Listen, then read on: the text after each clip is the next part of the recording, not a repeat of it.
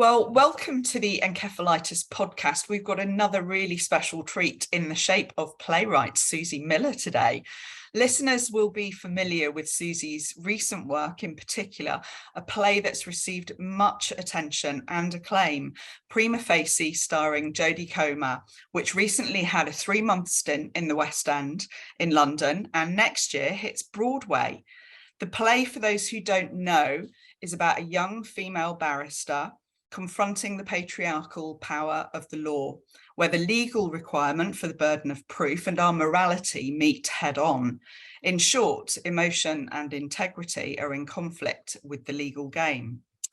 But in addition to this, Suzie is also a survivor of encephalitis. In 1995, in her early 30s, Suzie was working as a lawyer while studying at the University of New South Wales for a master's in theatre and film.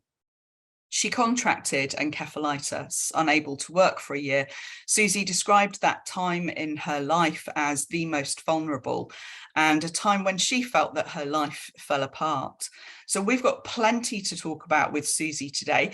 Welcome, Suzie, and thank you for joining me on the Encephalitis Podcast. Thank you for having me, Ava. Oh, well, we're so thrilled.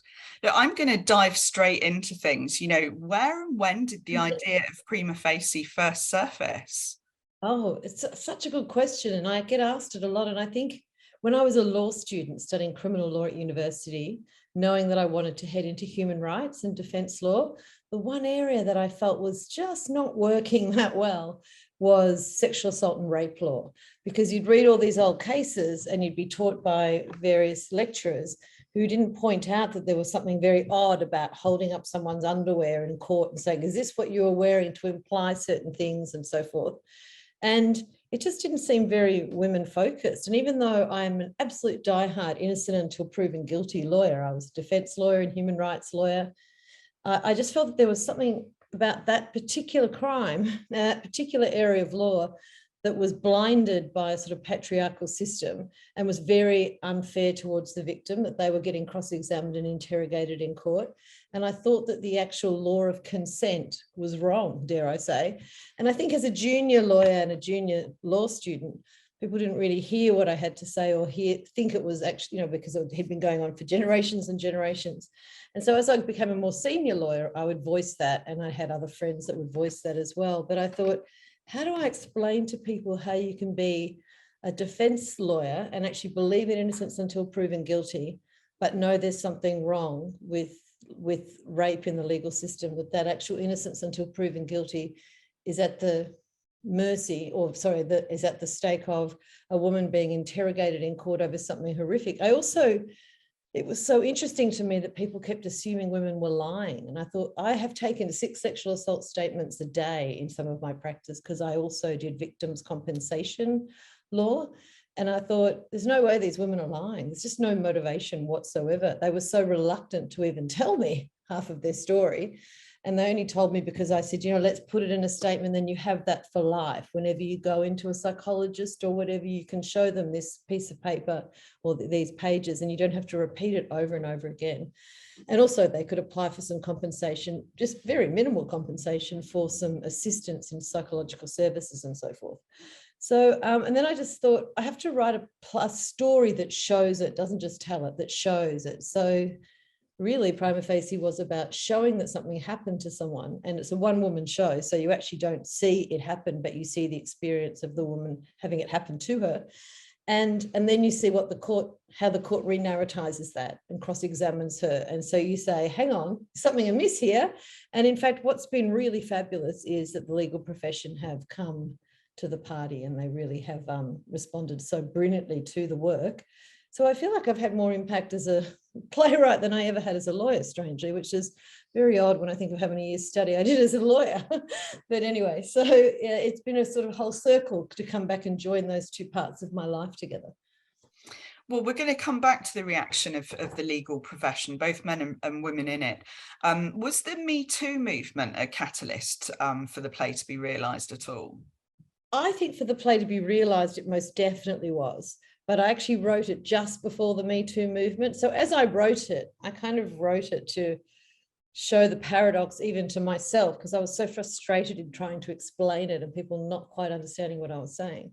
So I wrote it really thinking it would never go on. And then the Me Too movement came about just as I finished it, and it went on, which was, you know, in Australia to begin with. And it was just the one show I never thought would be the one that would be my big show. I mean, I've written a lot of work over a lot of years. This is a one-person show. That's not the one you think is going to take you to the West End and Broadway by any stretch. Yeah, absolutely. And when we talk about this one person, this is who we're talking about, Jodie Comer. I will come back to the play and the script, which, as you can see, I've got a copy of. But what was it like working with Jodie and also the team behind the play? Team were phenomenal. And I know everyone always says that when you interview them after the fact and something's gone well. But from the beginning, it was organic. It was quite an amazing selection of people. So first of all, there was another Tessa before Jodie, who was the Australian Tessa, who was utterly brilliant. She really was brilliant. Then Jodie brought the English version to London. And she was just a phenomenal, not just a phenomenal actor, but actually a phenomenal person. She's 29 years old, but wise beyond her years. But even more that she jumped in boots and all, she wanted to do this with every fiber in her body. And, you know, she's a screen actor. She'd never done theatre before. She was prepared to get up there and risk her, you know, all the critics and so forth, and really tell this story. And she really had the same drive of wanting to tell a story that actually had meaning. And the two men that worked in the very close confines of our circle of production was James Bierman, who was the producer, who upon his first reading, I think I'd barely gotten home on the tube, he called me and said, I want to do it in the West End. So that was like a great moment. And I'd known James for some years and we'd talked about working together when we found the right play. And I just really gave him this to read, thinking he might enjoy a one-person show. I never thought that he was going to make that call. And Justin Martin, I had met previously and we'd absolutely bonded, like that sort of creative simpatico. And I really wanted him, even though he's a man and everyone assumed I'd want a female director. And even I was like confronted by how much Justin seemed to be the right person. But he really understood something and he really wanted to open the conversation up to men. And that to me is the whole purpose of the show, is to have a conversation with everyone, because it's not just a woman's problem, it's actually a community problem. Yeah, I think that's really important. You know, I was quite struck. I'm kind of going a bit off script now, but I was quite struck because I went, as you know, it had sold out in the West End before I had put all the pieces of our connection with you together on one thing or another. But I did manage to get tickets to see it at our local cinema, because the National Theatre have been kind of broadcasting it through cinemas around the country. And I thought it was sold out, by the way. Our little local cinema here in North Yorkshire, they're putting it on again because they had so much demand for the play. And that's incredible. But I was struck by how many men were in the audience, and I wasn't expecting to see any men when I walked in. So I think that's really interesting, and I think it's really important. And I'm pleased that we're opening up that conversation beyond women. I have had incredible feedback from men. Actually, it's been quite humbling to see them see it from the perspective of a lived experience of women for the first time and say, I just didn't even realize. I jumped on the bandwagon of, oh, they're probably lying, or, you know, they're out to get someone, and kind of humbly approach me or send me DMs or whatever. I've had so many contacts made by strangers or audience members. They're not strangers now, they've seen my work. But just saying, you know, I thought so long and hard after I saw it. And, you know, for a playwright, that's just a gift. You never think that you're going to reach that closely into people's hearts and actually have them reconsider how they saw something. And I do have to say that Jodie's performance was very accessible. She was very much everyone's sister, girlfriend, cousin, friend. And I think people suddenly saw that if this is happening to so many women, how can they just say that, you know, only 1.3% convictions, all the others are lying? It's just not possible. Yeah. Well, the critical reaction to Prima Facie, as we know, has been overwhelmingly positive, with several awards and huge acclaim on the West End. But what's next for Prima Facie? Well, it's so interesting. It's actually got a life of its own now. I don't see it as my play. I see it as something I've shared with everyone, and people have taken it on board, and Jodie's made it her own, and Justin's made it his. And it's actually, first of all, it's the NT Live production was spectacular. I mean, I never ever thought that it would attract such a cinema going audience. It doesn't, you describe a play about rape with one character and you don't think people are going to buy tickets at the cinema. But the NT Live also do such a slick, professional, really brilliant job of bringing a story on stage digestible to the cinema, which is, a great skill, and also means it reaches so many more people, which is exactly what James, myself, and Justin and Jodie wanted to do, is just reach as many people as possible. So that was already enough. If that wasn't enough, it's now going to Broadway next year, early next year, with Jodie and Justin and James, the same team. We're all going. And of course, our fabulous designer, if you saw the design in either the cinema version or on stage itself, it's just the most spectacular design. It's really brilliant. And the lighting and the projection and everything together. So that's all coming with us to Broadway. And that's incredibly exciting. I've never, I haven't had a show on Broadway before. I don't think Jodie's never been to Broadway before.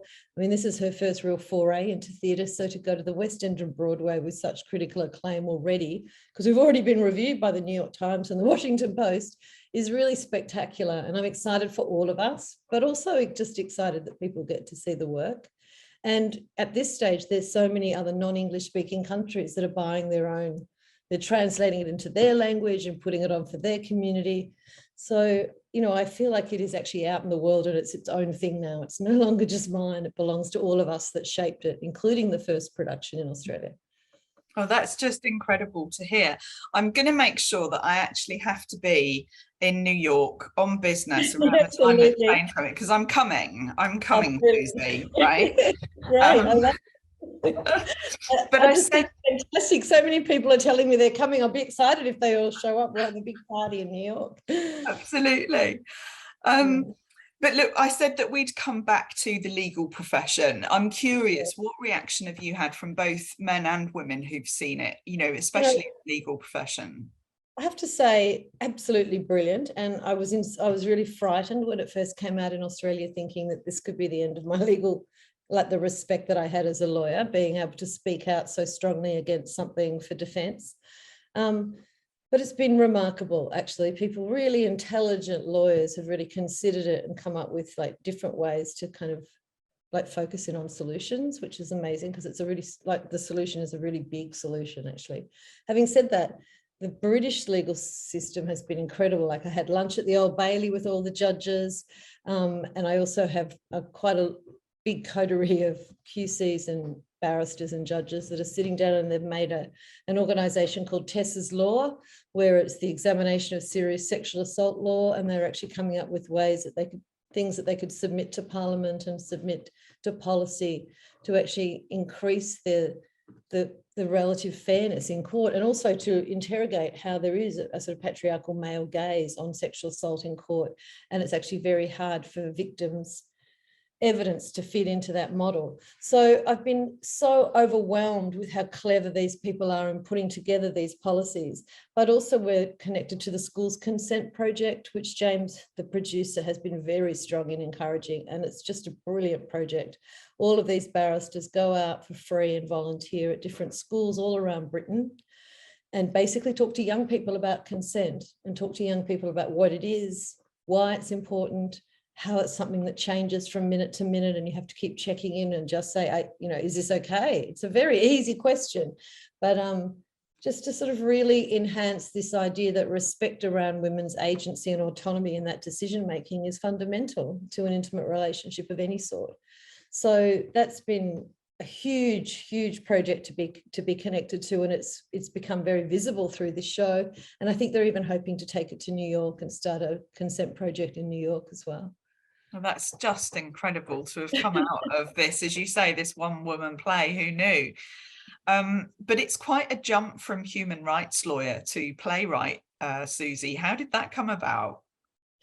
Yeah, it is a big jump. And now I look back and I think it was quite a I don't know how I actually made the leap, really, except that at the time I was working as a lawyer, I went back to what we call the National Institute of Dramatic Art in Australia, which is like RADA, but it has 7 people a year that it chooses to encourage as playwrights.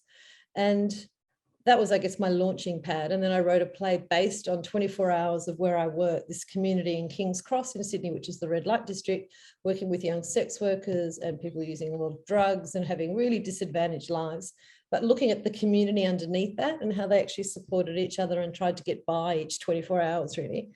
And that just had such a big impact. It actually went on a tiny little theatre in King's Cross, and people came out of the theatre and said, you know, I now don't walk down the main drag of King's Cross and think, oh, all these people are prostitutes and, you know, and like have a voyeuristic sort of tourist gaze at them. I now realize they could be my cousins or someone I went to school with.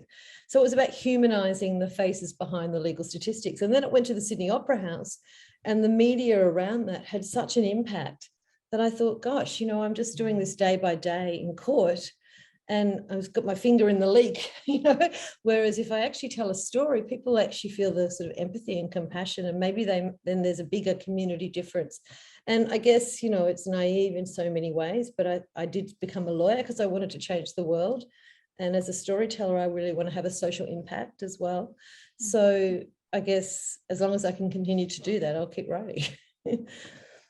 Well, we happened across your story in an interview about your career and, of course, about the play Prima Facie, when you mentioned in that article that you'd had encephalitis in your early 30s. And I know when we chatted, when we met down in London, you said to me that was the first time really that you'd publicly said anything. And you were quite shocked when I suddenly, you know, reached out to you out of nowhere. But can you tell me about that time in your life? Absolutely. I was just 30 and I was very, very busy. I was working as a lawyer. I was doing my master's in theatre and film, and I was also lecturing at the law school, which, you know, like 2 nights a week. So I was overworked. My husband had a very bad virus, which is very, very unlike him to get so sick. And then something must have happened and I caught the same virus. But for me, because I was a bit run down, it crossed the blood barrier into my brain rather than just a throat and headachy thing. And honestly, the symptoms I had were things that I had never experienced before. I think I was in a bit of denial when it first happened, and I tried to work through it. And I was giving a lecture actually about the Azaria Chamberlain case in Australia, which people probably know about in the UK, about the dingo and the baby.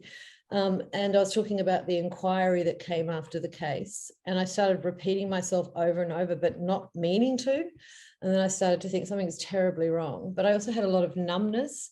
And then I went straight to hospital. And of course, I started on the hospital bandwagon. And before I knew it, my life was pretty much a completely different life. Everything fell apart, really, because work very much defined me. I was about to get married to my boyfriend at the time, who's now my husband, incidentally.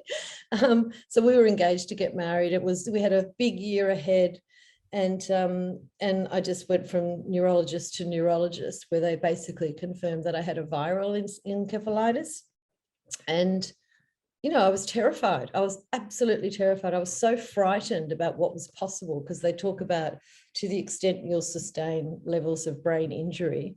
And I thought I might have to give my law degree back, or I might have to. And also because before I did law, I also did science. So I knew a lot about neurology. And so I was using the part of me that wasn't well to cross-examine my own brain about what was going on. And I kept a diary all the way through it. And I remember at the very beginning sort of putting a little, like a box, say, tick this box when you're well, because I thought I can't actually imagine being well again. And I know that the day that I ticked that, you know, a good year later, 9 months later, I remember thinking, this is profound. I want to be able to tell myself, if anything ever happens to me again, that you can get well again, that you know, it really is a long journey.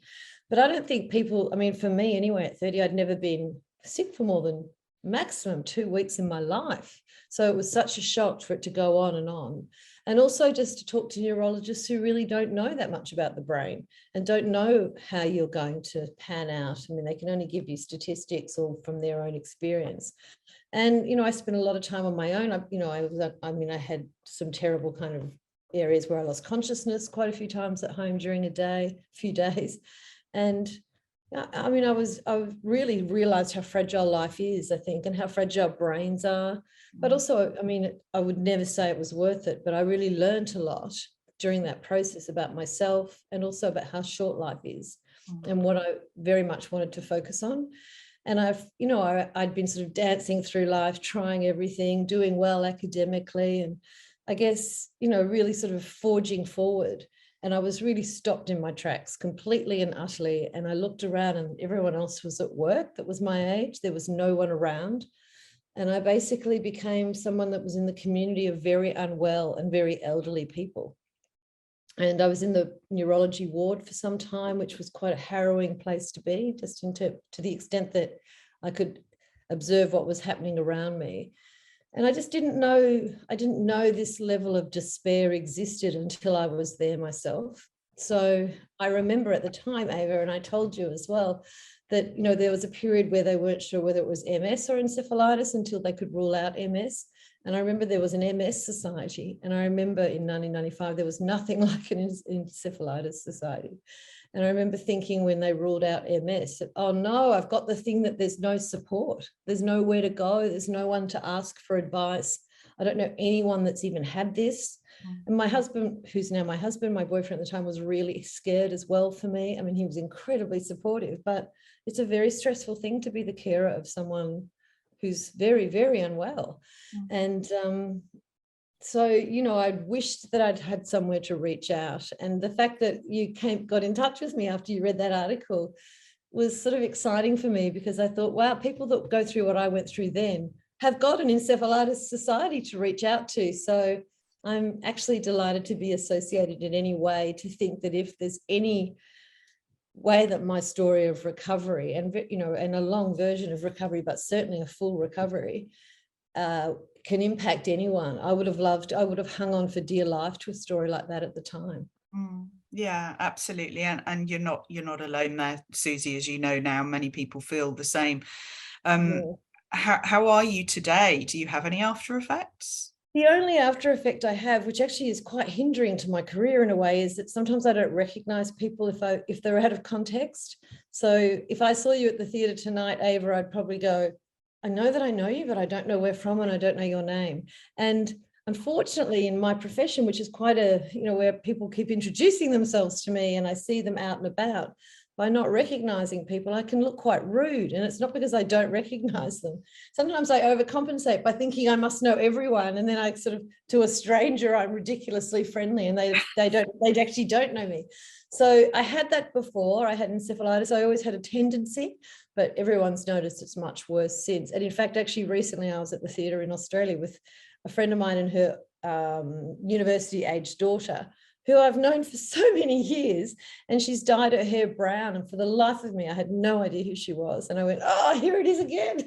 So it happens all the time. I mean, I now tell people, I've actually, now that Brad Pitt has that same issue, I feel like if I could only pronounce the word, I'd be able to say, I have what Brad Pitt has as well, that particular thing where you can't recognize people.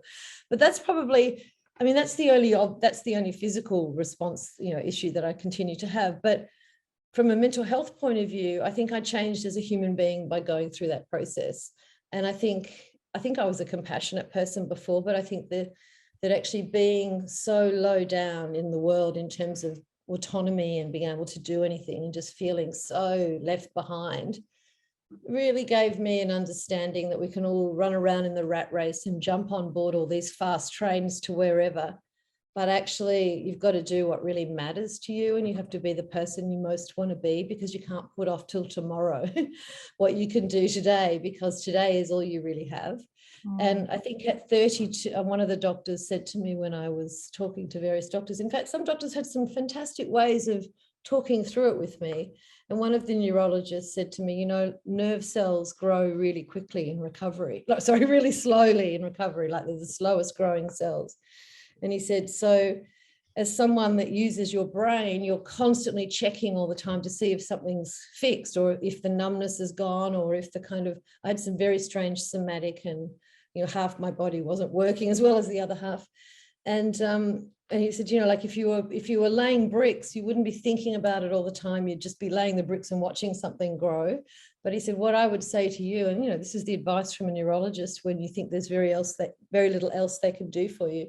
He said, go home and plant some seeds. And when those seeds start to come to the green sprout, you'll know you've grown a little bit of brain cell, nerve cells. So I did do that, ironically. I actually went back and I went, right, well, I'll do everything they told me to do. And that was one of the few things that gave me some perspective on the fact that you have to wait for recovery. You don't just push it through a kind of exponential line. You actually have to work with your body and just wait for things to recover. And I think that vulnerability was a very big part of it for me. And I would have liked to have been able to speak to people or get on the phone to an organisation or read some stories about someone who'd been there before. And it's quite profound. I mean, I learned to meditate, and I just learned to be who I am, really. And it's not like I would choose to learn it that way by any stretch, but I think it's probably why I became a playwright, because I could have stayed a lawyer forever thinking I'll do that next year or the year after. But I thought, well, if I want to do it, it's now or never. So I think, and one of the lovely nurses said to me, when you come out of this, just lay your foundation with rock, not sand, and build something really strong that is who you want to be and what you want to do with your life. And, I was 30. It was a really, I still had so much time and, hopefully still do. But it was just that interesting thing of saying, yeah, what do I actually want to build? What do I want? What impact do I want to have on this world? Because, I had lots of opportunities, but what do I want to do? And so leaving and deciding that writing for theatre was what I wanted to do was a big jump, because, it was very different to what I'd been doing. And I wasn't going to be guaranteed a good income early on that or ever, but it felt really important. So in a way, who I am today is very much based on that year, really. Wow. What's next, Suzie? Are you working on anything that you can share with us?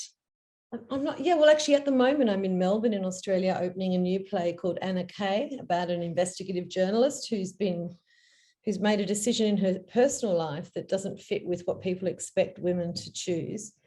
And as a consequence, she's been shamed online so much that she's deteriorating. And so inspired a little bit by Tolstoy's Anna Karenina, but actually my Anna at the end has a way of fighting back and reclaiming her autonomy. So it's just about how the gendered online shaming of people is so bad for women. Like, they actually make it so sexually violent and violent generally against women when people pile on Twitter, and it's a real orchestrated way of trying to silence people online. So I was just looking into that. Not that I've had that experience, but I have spoken to people that have, and I've watched it in action, and you think, this is the new way of silencing high-profile people online, or just women that are speaking up. So it's kind of interesting to me.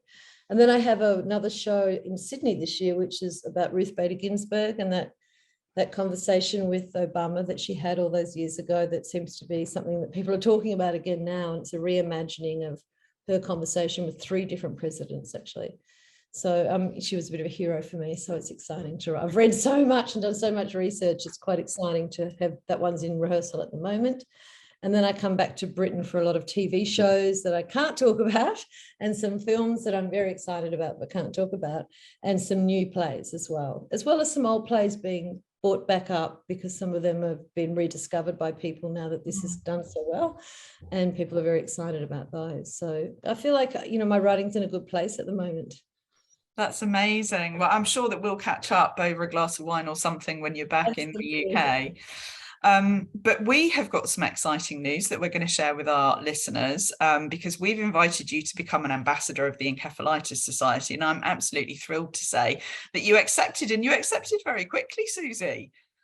Well, I just felt so right for all the reasons I've explained, that, I mean, it was one of those moments where you kind of pinch yourself, because you go, remember that 30-year-old crying in her sort of tiny apartment, wishing there was someone to call to say, what is this and what happens next? And here you are contacting me saying, we've set that up, and can you support it? And of course I would wholeheartedly support it, and wholeheartedly, offer just my story or whatever I can to people that are going through it currently, because I do think it's one of the most challenging things that you can experience, not being able to rely on your brain in the way that you think you have been able to in the past. And I think it takes a very brave and courageous person to battle it. And I also think that it's really hard on people's carers as well, or people's close people. So yeah, I'm delighted. It's such a wonderful organization. And it really is like the full circle for me, having recovered and come back and talking about it. It's the first time I've spoken about it in the media, actually. And I felt a bit vulnerable speaking about it, because it's almost like it's a time that, even though I have a lot of memories of it, I don't talk about it a lot, because it's a very vulnerable time. So it's not an easy thing just to chat about. But having said that, I do look back and think, gee, there were a lot of broken periods that could have been helped by having an Encephalitis Society to call up and say, what do I do now? And who are the doctors? And do you know other young people that have this that I could even have a conversation with? And, everyone who I did meet in neurology were very, very elderly. And I sort of felt very out of sync with even the people that were suffering from it. And I just wanted to know that there was a chance I could get better, really. And I think that would have given me so much hope, because at the time, I really wasn't sure. I mean, they were saying that it might not be possible that you'll recover from this. So it's a big thing at 30 to even confront your mortality, I think. At any age, I think it is. But to have someone to speak to and say, yep, we know where you're at and we know what's possible, and keep hoping and keep fighting and keep just getting up and going through the motions of going to those appointments and knowing who the right people are. I mean, you're dragged kicking and screaming to being that unwell. And when you get there, it's a myriad of hospital appointments and doctors and people coming up with all sorts of crazy ideas that might help you. And you'll go in any direction. You're so desperate for relief, and you're so desperate for someone to make you well again. And in the end, you really just need someone to tell you what you can rely on and what does actually help. And so I think having a central place that does that is brilliant. Yeah, well, as you say, you've come full circle now. We will put you to good use at some point in order to help us raise more global awareness of this, as you say, often devastating condition. But we're nearing the end of the podcast, Suzie, so I'm just going to switch things up a little bit before we finish. And this is your desert island disc moment. Oh, right. Yes, of course. So your first is favourite book or play, and why? Oh gosh, that's so hard for me. I have to say that David Grossman's book To the End of the Earth, I think, or To the End of the Land, is one of my favourites. It's about a mother that goes on this journey because she doesn't want to get a phone call that says her child might have died in the war. And so she just goes walking with an old, but very close friend from her past that she was in hospital with when she was a child. And there's something so moving and so soulful about that story. That's actually a book, that it's utterly brilliant and beautifully written. David Grossman actually did lose a child in the war. And he also writes about it with real poignancy. And he's also someone he's Israeli, but he's very, very, also very supportive of Palestine. And I find him to be quite an extraordinary man, just in the way he talks about that. But also just this story is quite beautiful. There's so many books I love, I can't even begin to know where, but also plays. Dennis Kelly, who is a British playwright, is my favourite playwright. And I just think that everything he writes is really special and really hard-hitting and very human. And he really understands the human condition. So there's that. Well, I'm going to look out for those. What was that, sorry? I'm going to look out for those. I haven't heard of the book by David Grossman. So yeah, it's beautiful. I actually gave it to one of the judges I spoke to recently because they were just talking about a similar issue. And I just got an email back saying, oh, wow, it's beautiful. But it packs a hard punch as well. So, but it's a really interesting book. Yeah. Okay. And so your next one is favourite singer or band? Well, I have to say at the moment, my favourite singer is Rebecca Lucy Taylor, who's Self-Esteem, who does the music on Prima Facie. And just watching, like hearing and being invited into her world of music has been awesome for me. Just like seeing how she makes it and how profound she is and how beautiful her work is. It's just wonderful. But I also have a favourite singer in Australia, which is Paul Kelly and his band. And he's been around forever. And I guess he's the soundtrack to my childhood in many ways, as well as my adulthood and my children's now adulthood. So yeah, thinking about him, that's like he's a beautiful like composer and beautiful like he writes beautiful lyrics as well. I mean, I have so many, but it's so hard to choose. And generally I do love singer-songwriters, but particularly women singer-songwriters that really get you in the gut. So, and Rebecca does that. I think she's known as Self-Esteem, so I should give her proper moniker. Okay. And your final Desert Island Disc question is: you can invite 3 people, dead or alive, to dinner. Who would they be and why? Oh my gosh. Well, I'd definitely invite Ruth Bader Ginsburg because I have a lot of questions, having just written the play. Who else would I invite? Oh, maybe Laurence Olivier. I just wanted to, I'd like to know more about the theatre in his time. And who else? I should say someone that's alive. I really love David Lamb, who's a director from The Young Vic, and I'm reading his biography at the moment, and I'd love to have dinner with him, but that's probably quite possible because we have some friends in common, so who knows? You should make that happen for sure. I'm not sure there's much we can do about Laurence Olivier and Ruth Bader Ginsburg. But no, sadly, yeah.